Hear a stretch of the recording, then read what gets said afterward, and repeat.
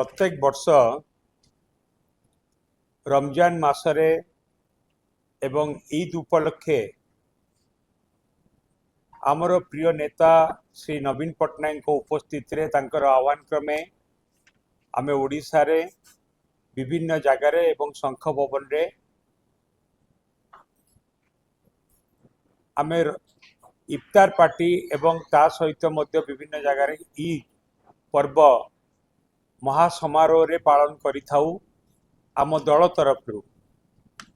किंतु चलित वर्ष आपण माने जानिचंती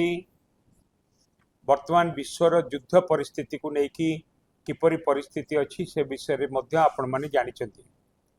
मध्य प्राच्य रे बा मिडिल ईस्ट देश मानकरे युद्धर परिस्थिति वर्तमान भयावह जोथि पाई कि लक्ष लक्ष लोक बासहरा होइचंती दुर्दिन भितर अछंती संकट रे अछंती एवं अनेक असुविधा भितर गति करचंती ता सहित मध्य अनेक भारतीय लक्ष लक्ष भारतीय जो माने भारत वर्षर बाहरे मिडिल ईस्ट कंट्री मानकरे अछंती एवं जो माने मध्य अनेक संकट भितर विपज्जनक परिस्थिति रे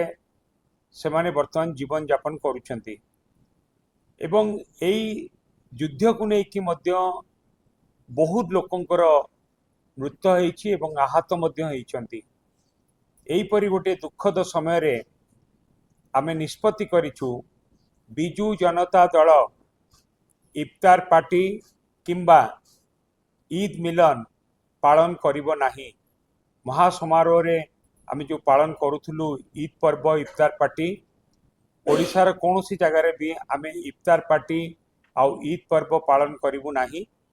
ता सहित मध्य आमे प्रभु जगन्नाथଙ୍କ पाखरे प्रार्थना करूचु